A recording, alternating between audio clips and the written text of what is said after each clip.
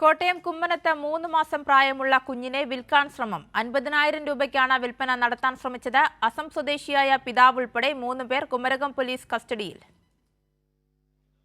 കുട്ടീനെ വിൽക്കാനായിട്ട് വാങ്ങാനുള്ള ആൾക്കാർ ഇന്നലെ റൂമിൽ വന്നിരുന്നു. ഇവരാരും ഇല്ലായിരുന്ന സമയത്ത് അവിടെ ഒരു വീട്ടിൽ 12 പേരാണ് ഒരു വീട്ടിൽ മൊത്തം താമസിക്കുന്നത്. അതിൽ ഒരു ഫാമിലിയും കൂടെ ഉണ്ട്.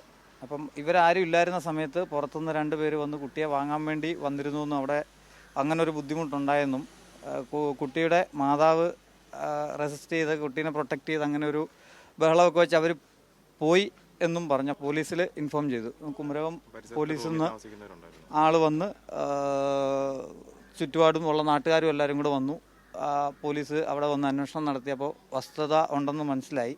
വാങ്ങാൻ വന്നയാളെയും അതിന് ഇടനിലക്കാരനായി നിന്ന 2 പേര്, ഇതിൽ വാങ്ങാൻ വന്ന ആളും ഇടനിലക്കാരും UP സ്വദേശികളാണെന്നാണ് അറിഞ്ഞത്. കുട്ടിയുടെ മാതാപിതാക്കൾ അസം സ്വദേശികളാണ്. സനോജ് സുരേന്ദ്രൻ വാർത്തയുടെ വിവരങ്ങളുമായി ചേരുന്നുണ്ട്. സനോജ്, കേവലം 50,000 രൂപയ്ക്ക് വേണ്ടി മാത്രമാണ് 3 മാസം പ്രായമുള്ള ഒരു കുഞ്ഞിനെ വിൽക്കാൻ ശ്രമിച്ചത്. എന്തായാലും ഈ സംഭവത്തിൽ ഇപ്പോൾ പിതാവ് ഉൾപ്പെടെ 3 പേർ കുമരകം പോലീസിന്റെ കസ്റ്റഡിയിലായിട്ടുണ്ടെന്നാണ് മനസ്സിലാക്കുന്നത്. എന്താണ് ഈ വാർത്തയുമായി ബന്ധപ്പെട്ട് നൽകാൻ കഴിയുന്ന വിശദീകരണങ്ങൾ?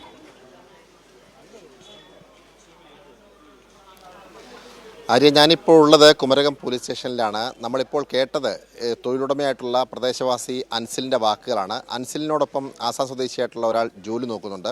ഇവരൊക്കെ ഒരുമിച്ചാണ് താമസിക്കുന്നത്. ഈ ഇപ്പോൾ പിടിയിലായിട്ടുള്ള ആസാം സ്വദേശിയും ഒപ്പം തന്നെ ഈ അൻസിലിന് വിവരം കൈമാറിയ ആസാം സ്വദേശിയുമൊക്കെ അൻസിലിൻ്റെ തൊഴിലാളികളാണ്.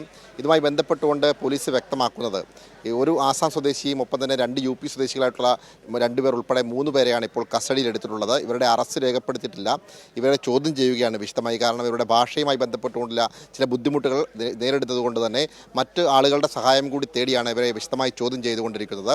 ഈ പിടിയിലായിട്ടുള്ള UP സ്വദേശികളായിട്ടുള്ള 2 പേർ സഹോദരിമാരുടെ ഭർത്താക്കന്മാരാണ്. ഇവർക്ക് 2 പേർക്കും 3 പെൺകുട്ടികളാണ് ഉള്ളത്.